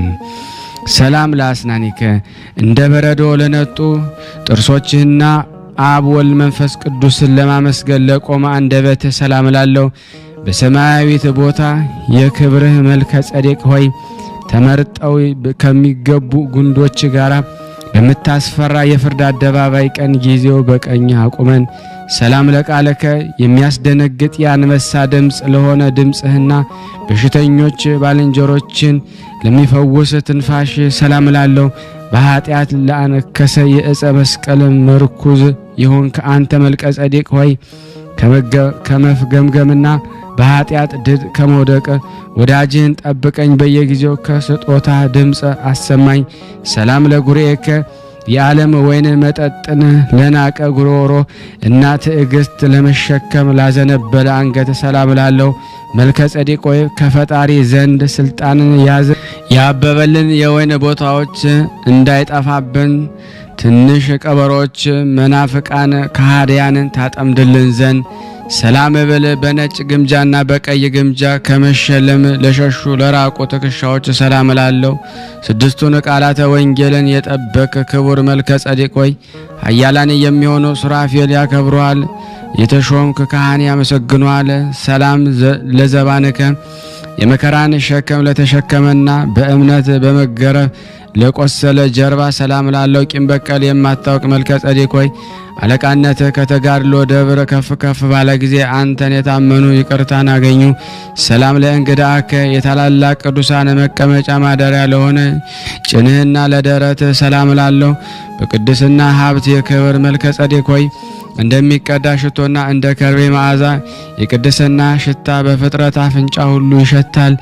ሰላም ለአዳዊከ የልዑል ክርስቶስ እጅ በመስቀል ላይ እንደተዘረጉ ለልመና ወይ ለጸሎት ለተዘረጉ እጆች ሰላም ላለው ኃይልና ድንቅ ተአምር የምትሰራ ኃይለ መልከጼዴቅ ሆይ ከሚያቃጥል ሲኦል ከውስጡ በገባህ ጊዜ ከጠበታው ከዝናም ቅዝቃዜ ይልቅ በጸሎት እንዴት ቀዘቀዘ። ሰላም ብል ለሁለቱ ጡንቻዎች የከበረ የመንፈስ ቅዱስ በውስጡ ባለ ለክርን ሰላም ላለው ባለ ስልጣነ መልከጼዴቅ ሆይ በዚህ በአንተ ስልጣን ተገዳዳሪዎችን የንስጥሮስ ወገኖች እነሱ ከጥፋት ባህር ውስጥ ፈጽሞ ይጥለቁ። ሰላም ለእመትከ የፍቅርና የሕግ ምሰሶን ለሚሰፈር ለክንድህና የሚስጥር ስጦታ ለሕዝብ ለሚሰጥ ለመሃል እጅ ሰላም ላለው መልከጼዴቅ ሆይ የረድኤትህ ጠል በሰውነቴ ግምጃ ላይ በየጠዋቱ ሁሉ ፈጽሞ አሳደር። ይቅርታ ለሀገር ሁሉ ይድረስ። ሰላም ላጽብኢከ ህብራቸው የበረዶ ህብር ለሚመስል ጽፍሮች ሁሉ እና ለጣቶች ሰላም ላለው መልከጼዴቅ ሆይ ወደ አምላክ ወደ መድኃኔዓለም ለምን የምስራችን መለከትና የደስታ ድምፅ በአዘንተኛው ዓለም ውስጥ በቃል ኪዳን ይሰማ ዘንድ ሰላም ለገቦከ ከመስቀል አልጋ ላይ ለተኛ ወገብህና በበረከት እንጀራ ለውዘ ሆድህ ሰላም እላለሁ። በአብ በቃሉ ፊት የምትኖር መልከ ጼዴቅ ሆይ 5ቱ ውሾቹ ለመግደል በተጣሉ ጊዜ ከአንደበትህ ስገባ የቁጣ ሰይፍ ይመዘዝ። ሰላም ለልብከ ይቅርታና የርኅራኄ መዝገብ ለሆነ ልቦና ከጽኑ ቂምና በቀል ውጭ ለሆነ ኩላሊቶች ሰላም እላለሁ። የልዑል ክርስቶስ ሐዋርያ መልከ ጼዴቅ ጴጥሮስ ሆይ አዲስ የሆነ የወንጌል ሥርዓትን ለልጆች አስተምረን። አንተ ኃይል አለህና የመንፈስን ኃይል ስጠን። ሰላም ለህሊናከ የዓለም ሐሳብ ለማያስብ ህሊና ሰላም እላለሁ። በክርስቶስ የፍቅር እሳት ለተቃጠለ አንጀት ሰላም እላለሁ። መልከ ጼዴቅ ሆይ ነፍሴ መልካም ዜናን ምስራችን አብሰረኝ ትልሃለች። ከእኔ ጋር ትኖር ዘንድ ከዓለም ተሰዳሃልና። ሰላም ለነዋይ ውስጥከ እብል ለውስጥ አካሎችን የአካላት ሁሉ መጋዣ ለሆነ አንብርት ሰላም እላለሁ። በበረሃ በዱር የምታደር መልከ ጼዴቅ ሆይ ችሎታ ባለው በረዳትነት ጋሻ በጥልና በመገዳደል ጊዜ ልጆችን ሰጉረን። ሰላም ለሐቄከ የደስታ ቅንነት ለታጠቀ ወገብህና የሟች ስጋ ምሰሶዎች ለሆኑ ጭኖች ሰላም እላለሁ። የበደልን ግድግዳ የምታፈርስ ንጹሕ መልከ ጼዴቅ ሆይ የእውነት መስቀልን ታምኜብሃለሁና ከጠላቶች ፊት እንኳን ተሰውረኝ ዘንድ። ሰላም ለአብራኬከ ለሰማይ አምላክ ስግደትን በግልጥ ለሚያቀርቡ ለእግሮችና ጉልበቶች ሰላም እላለሁ። መልከ ጼዴቅ ሆይ የአዝመራ ስንዴ ጎድሎ እንዳይሆን ከልቤ እርሻ ላይ ደግሞ በቅሎ ፈጽሞ አድጓልና እንክርዳዱን ንቀል። ሰላም ለሰኳናዊ ከል አዘውትሮ ለማስተማር ለተመላለሱ ጫማዎችና በፍቅር መንገድ ለሚሄዱ ተረከዞች ሰላም እላለሁ። ኃያል መልከ ጼዴቅ ሆይ ትሩፈ መገባር ሆነሃልና አይላፍ በሆኑ መንጋዎች ላይ ደግሞ ማረፊያ ካደረከው ታሳርፈኝ ዘንድ ተማጸንኩ። ሰላም ለአጽብኢከ አስቀድሞ ከእግር ግንድ ላይ ለበቀሉ 10 ጣቶችና ጥፍሮች ሰላም እላለሁ። የከበርክ መልከ ጼዴቅ ሆይ በየማግስቱ እለምንሃለሁ ፈጽሞ ጠላቶችን ስማቸውን ትደምስስ ዘንድ ደሙ በፈሰሰ በክርስቶስ አምልሃለሁ። ሰላም ለቆምከ እንደ ዘንባባ ዛፍ ለአማረ ቁመትና ከፀሐይና ከጨረቃ ለሚበር ፊት መልክ ሰላም እላለሁ። ብርቱ የሆንከ መልከ ጼዴቅ ሆይ ትእዛዝ አለህና የእሳት ሐዘን ወደ አቃጠለ ወደ እኔ በቸርነት በደስታ ውሃ ይፍሰስ። ሰላም ለጸአተ ነፍስ ከመዓዛው ሽቱ ለሆነ ለበድነ ስጋና በአምላክ በክርስቶስ ፍቃድ ለነፍስ መውጣት ሰላም እላለሁ። ሁከትና ጠብ የተዋብክ ንጹሕ መልከ ጼዴቅ ሆይ ልጅን ከከሃዲ መልክ እጅ አድነኝ። አንተ ብቻን የተባረክ መነኩሴ ነህና። ሰላም ለግንዘተ ስጋከ በፈሰሰ የሽቱ ግምጃ ወንድሞች ለገነዙት ለስጋ ግንዘት ሰላም እላለሁ። ለተሾሙ አባቶች በላይ የተሾሙ መልከ ጼዴቅ ጌታዬ ሆይ የሕይወት አምላክ የምህረት ደጁ በቃል ኪዳን ፈጥኖ ይክፈትልኝ። ሰላም ለመቃብርከ በተወደደና በተመረጠ በይቅርታው ደብር ላይ ላለ መቃብርህና ከጽድቅና ነፍስ ጋራ ለተባበረ ፍልሰትህ ሰላም እላለሁ። ኃያል መልከ ጼዴቅ ሆይ ፈጽሞ ባመሰገነ በፍቅርህ ወይን የህሊናን አቅም ሰከረ ለኔ ዋጋ ክብርን አብዛልኝ። ሰላም ለተመሰገነ መልክ የሰላምና የፍቅር እጅ መንሻን በአዲስ ህሊና እጅ አቀርባለሁና ንጹሕ መልከ ጼዴቅ ሆይ ወዳጅን ከበደልና ከርኩሰት በተለየ የቃል ስልጣን ቀድሰኝ አክብረኝ። አንተ የካህናት አለቃ ነህና ሞገስና ክብርም አለህና ና ሀቤ ያዘኑትን የሚያስደስት እጹብ ድንቅ የሆነ ብዙ ተአምራትን ቃል ለመስማት የተሰበሰብነውን ተባርከን ዘንድ አባታችን መልከ ጼዴቅ ሆይ ወደኛና አንተ በእውነት የክርስቶስ ሐዋርያ ነህና። ሰላም እብል ለደብረ መድኃኒት ለቅድስት ድንግል ደብረ መድኃኒት ሰላም እንላለን። በውስጧ በምንም ያልተደረገ ተደርጓልና የምሕረት ኪዳንን የተቀበልክ ብፁዕ መልከ ጼዴቅ ሆይ ትሁት የሆነ የሰውን ስጋ የሚበላ ምድር በኪዳን የሞት ሰውን አጽም ፈጽሞ እንዳይበላት ሰላም ለከ መልከ ጼዴቅ የታመነ የክርስቶስ ሐዋርያ መልከ ጼዴቅ ጴጥሮስ ሆይ ሰላም ላንተ ይሁን። የምድር አሕዛብ በብረት በትር ተጠብቅ ዘንድ የስልጣን ሀብት ትሰጠን ዘንድ ሰላም ለከ መልከ ጼዴቅ ሆይ ቀን በወጣ ጊዜ ሁሉ ስለ አንተ 100 ጊዜ በመገረፍ ሰላም እላለሁ። የጥፋትን ቀን ድንገት በተጣለልኝ ጊዜ ያን ጊዜ የረዳት ጋሻ ሁነኝ። ሰላም ለከ መልከ ጸዴቅ ሆይ ሰላም ላንተ ይሁን። የጽድቅ ምንጮችን የእኛን ወይን ሰውነት በዘመኖቹ ሁሉ አዘውትሮ ያጠጧት የሃይማኖትን ፍሬን ታፈራ ዘንድ ሰላም ለከ መልከ ጸዴቅ ሆይ የልቦናችንን መቅረጽ ላይ የምግባርና የገድል መብራትን ታኖር ዘንድ የወንጌል ልጆች እንማልዳለን። አንተ ኃይልን የምትሰራ ነህና። ሰላም ለከ መልከ ጸዴቅ ሆይ ሰላም ላንተ ይሁን። ከልቦናችን እርሻ ላይ የእሾህና የኃጢአት እንክርዳድን ትነቅል ዘንድ ስልጣንን ከአምላክ ዘንድ ያዝ ተቀበል። አንተ የርኅራኄ ሀብት ነህና። ሰላም ለከ ፍቅርን የተመላ መልከ ጸዴቅ ሆይ ሰላም ላንተ ይሁን። ከእንድርያስ ጋር ፈጽሞ በየጠዋቱ ጎብኘን የሚስጥር እንጀራን ትመግብ ዘንድ ሰላም ለከ መልከ ጸዴቅ ቸረሮሩ መልከ ጸዴቅ ሆይ ሰላም ላንተ ይሁን። የአብ በኩር በወጣ ጊዜ ወደ ሰርጉ ቤት እንደ ሙሽራው ቤት ጥበብን የተመላ መልከ ጸዴቅ የሚያስደነግጥ የደስታ አገሮች አግባን። የጌታችን የመድኃኒታችን የኢየሱስ ክርስቶስ ወዳጁ መልከ ጸዴቅ ሆይ ከመከራ ስጋ ከመከራ ነፍስ ጠብቀን። የቅዱስ መልከ ጸዴቅም ምልጃና ጸሎቱ ረድኤትና በረከቱ መጽሐፍ ገድሉን ካነበብን ከሰማን ካሰማን ከሁላችን ከሕዝበ ክርስቲያን ላይ ጸንቶ በእውነት ለዘላለሙ ይኑር አሜን። ያለ ሐሰት ለሀገራችን ሰላሙን፣ ፍቅሩን፣ አንድነቱን እግዚአብሔር ሰላሙን ይመልሰልን። ለታመሙት ለታመምነው እግዚአብሔር ፈውስን ይላክልን። ለታሰሩት መፈታትን እግዚአብሔር ይላክልን። በአንድነቱ ነን ቅዱስ የሆነውን ስሙን አባታችን ሆይ እንበል። አባታችን ሆይ በሰማያት የምትኖር ስምህ ይቀደስ፣ መንግስትህ ትምጣ፣ ፈቃድህ በሰማይ እንደሆነች እንዲሁም በምድር ትሁን። የዕለት እንጀራችንን ስጠን ዛሬ፣ በደላችን ይቅር በለን እኛም የበደልነውን ይቅር እንደምንል፣ አቤት ወደ ፈተና አታግባን ከክፉ ሁሉ አድነን እንጂ መንግስት ያንተ ናትና ኃይል፣ ክብር፣ ምስጋና ለዘላለሙ አሜን። እመቤታችን ቅድስት ድንግል ማርያም ሆይ በመልአኩ በቅዱስ ገብርኤል ሰላምታ ሰላም እንልሻለን። በሐሳብሽ ድንግል ነሽ፣ በስጋሽም ድንግል ነሽ። አሸናፊ እግዚአብሔር እናት ሆይ ሰላምታ ላንቺ ይገባሻል። ከሴቶች ሁሉ ተለይተሽ አንቺ የተባረክሽ ነሽ፣ የማኅፀንሽ ፍሬ የተባረከ ነው። ጸጋን የተሞላሽ ቅድስት ሆይ ደስ ይበልሽ፣ ልዑል እግዚአብሔር ከአንቺ ጋር ነውና ከተወደደው ልጅሽ ከጌታችን ከመድኃኒታችን ከኢየሱስ ክርስቶስ ዘንድ ይቅርታና ምሕረትን ለምኝልን ኃጢአታችንን ያስተሰርይልን ዘለዘላለሙ አሜን። ምስጋና ይሁን አንድ አምላክ ለሚሆን ለአብ ለወልድ ለመንፈስ ቅዱስ ዛሬም ዘወትርም ለዘላለሙ አሜን።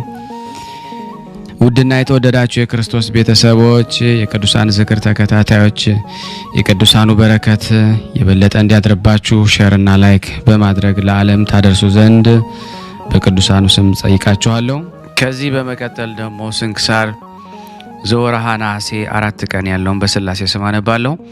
አንድ አምላክ በሆነ በአብ በወልድ በመንፈስ ቅዱስ ስም ነሐሴ 4 በዚች ቀን ከዳዊት ዘር የሆነ የአካዝ ልጅ ሕዝቅያስ ንጉሥ አረፈ።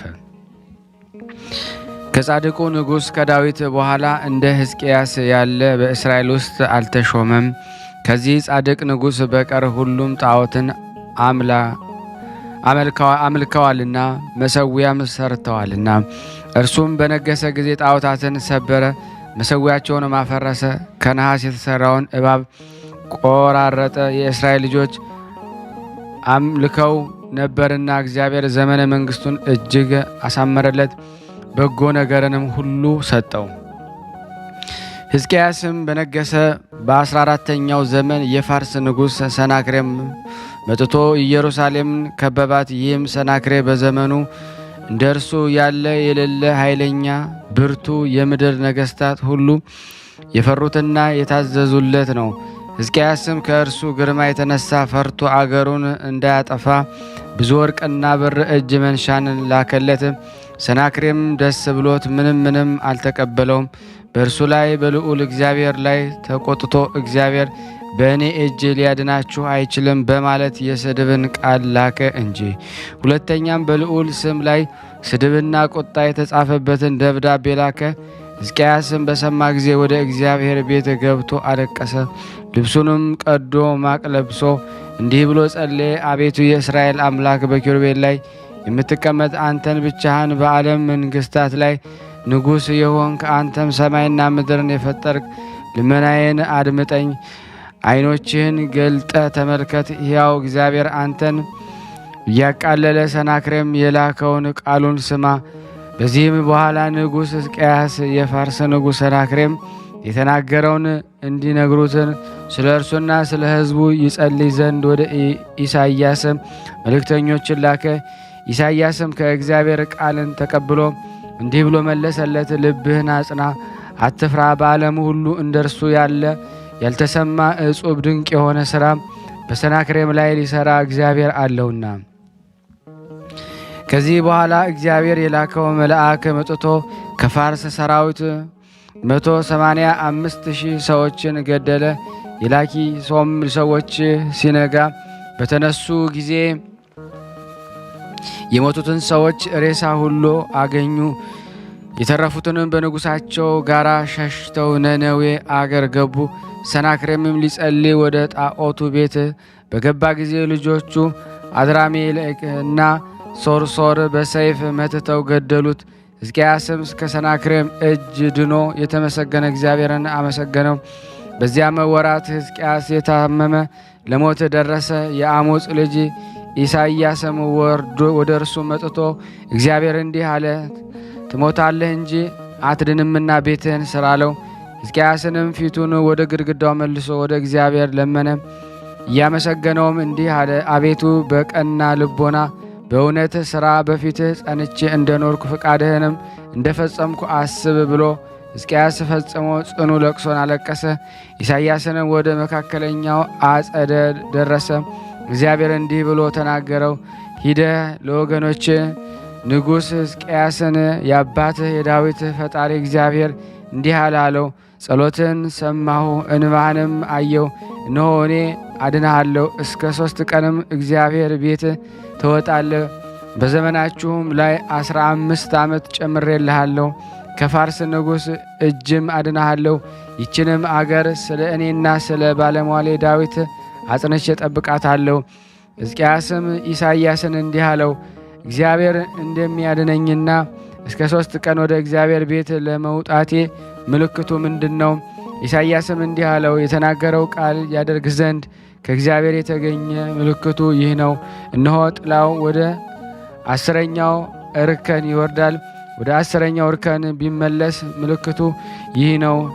ሕዝቅያስም እንዲህ አይደለም፣ የጥላው ወደ 10ኛ እርከን መመለስ ቀላል ነው። መመለስ ከሆነ ፀሐይ ወደ 10ኛው እርከን ይመለስ አለ። ኢሳይያስም ወደ እግዚአብሔር ጮኸ፣ ፀሐይም 10ሩን እርከን ተመለሰ። ሕዝቅያስም የምድር ነገሥታት ሁሉ ፈሩት፣ እጅ መንሻም አገቡለት፣ የእግዚአብሔር ኃይል ከእርሱ ጋር እንዳለ አውቀዋልና። በመንበረ መንግሥቱ 29 ዓመት ነግሶ ኖረ። እግዚአብሔርን አገልግሎ በሰላም አረፈ። ለእግዚአብሔር ምስጋና ይሁን፣ እኛንም በጸሎቱ ይማረን አሜን፣ ለዘላለሙ አሜን። በዚች ቀን የከበሩ ዳዊትና ወንድሞቹ ከግብፅ ደቡብ ስንካር በሚባል አገር ፊልጶስ በሰማዕትነት ሞቱ። በረከታቸው ከእኔና ከእናንተ ከሁላችን ሕዝበ ክርስቲያን ላይ ጸንቶ ለዘላለሙ ይኑር አሜን። በዚች ቀን እንደ በግ የጸጉር ልብስ ለብሶ በበረሃ የሚኖር አባ ማቴዎስ አረፈ። እርሱም መርምህናምን ያሳመነው ሳራንን ከለምጽዋ ያነጻት ነው። በረከታቸው ከእኔና ከእናንተ ከሁላችን ሕዝበ ክርስቲያን ላይ ጸንቶ በእውነት ለዘላለሙ ይኑር አሜን። የቀረብነውን ጸሎት ልመናችን እግዚአብሔር ይቀበለን እንደ ቸርነቱ ነው እንጂ እንደኛ ኃጢአት ብዛት አይሁን። ሁላችንም በያለንበት እግዚአብሔር ይጠብቀን፣ ክፉን ያርቅልን፣ መልካሙንም ይጨምርልን። ለሀገራችን በእውነት እግዚአብሔር ፍጹም ሰላሙን ይመልስልን። ለሞቱት ነፍሳት በአጸደ ገነት ያኑርልን። ለቤተሰቦቻቸውን መጽናናትን፣ ለታመሙ ፈውስ፣ ለታሰሩት መፈታትን እግዚአብሔር ይልክልን ዘንድ በአንድነት ሆነን ቅዱስ የሆነውን ስሙን ከቅዱሳኑ በረከት እንዲያሳትፈን ስናነብ የጎደለውን የነጠበውን በአፈ መላእክት ሞልቶ ይቀበለን ዘንድ አባታችን ሆይ አባታችን ሆይ በሰማያት የምትኖር ስምህ ይቀደስ፣ መንግስትህ ትምጣ፣ ፈቃድህ በሰማይ እንደሆነች እንዲሁም በምድር ትሁን። የዕለት እንጀራችንን ስጠን ዛሬ፣ በደላችን ይቅር በለን እኛም የበደልነውን ይቅር እንደምንል። አቤት ወደ ፈተና አታግባን ከክፉ ሁሉ አድነን እንጂ መንግስት ያንተ ናትና ኃይል፣ ክብር፣ ምስጋና ለዘላለሙ አሜን። እመቤታችን ቅድስት ድንግል ማርያም ሆይ በመልአኩ ቅዱስ ገብርኤል ሰላምታ ሰላም እንልሻለን። በሀሳብሽ ድንግል ነሽ፣ በስጋሽም ድንግል ነሽ። አሸናፊ እግዚአብሔር እናት ሆይ ሰላምታ ላንቺ ይገባሻል። ከሴቶች ሁሉ ተለይተሽ አንቺ የተባረክሽ ነሽ፣ የማኅፀንሽ ፍሬ የተባረከ ነው። ጸጋን የተሞላሽ ቅድስት ሆይ ደስ ይበልሽ፣ ልዑል እግዚአብሔር ከአንቺ ጋር ነውና ከተወደደው ልጅሽ ከጌታችን ከመድኃኒታችን ከኢየሱስ ክርስቶስ ዘንድ ይቅርታና ምሕረትን ለምኝልን ኃጢአታችን ያስተሰርይልን ዘንድ ለዘላለሙ አሜን። ምስጋና ይሁን አንድ አምላክ ለሚሆን ለአብ ለወልድ ለመንፈስ ቅዱስ ዛሬም ዘወትርም ለዘላለሙ አሜን። ውድና የተወደዳችሁ የቅዱሳን ዝክር ተከታታዮች ይህንን ምስል ድምፅ ሼር፣ ላይክ በማድረግ ለምእመናን እንድታደርሱልን በቅዱሳኑ ስም ሁላችሁንም እንጠይቃለን። እንደዚሁም እግዚአብሔር ያደረገላችሁን ምስክርነት በመልአክ እንዲሁ አቀርብላችኋለሁ።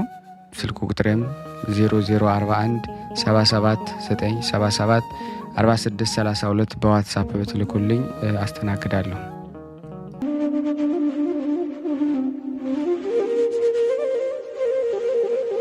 እየተመገቡ ነው የሚገኙት።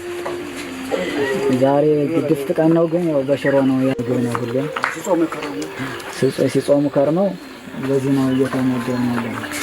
በዚህ ውስጥ ነው የሚስተናገደው። የሚያስፈልገውን በሙሉ የሚያገኘው ከቤተ እግዚአብሔር ነው እና በረከት መቅመስ ይችላል። ለዛ ነው የእግዚአብሔር ቤት የተባለው። ሁሉም ጌታ አግኝቶበት የሚሄድበት ቤት ነው። ቤተ እግዚአብሔር ይባላል።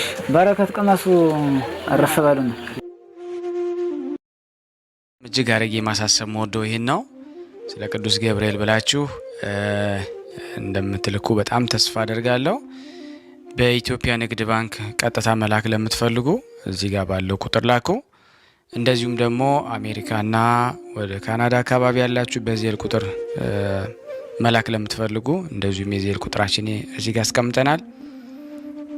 ካሻፕም ለምትፈልጉ የካሻፕ ቁጥር እዚህ ጋር እንደምትፈልጉት አለ። እንደዚሁም በፔይፓል መላክ ለምትፈልጉ በሁሉም መልኩ አለላችሁ። እንግዲህ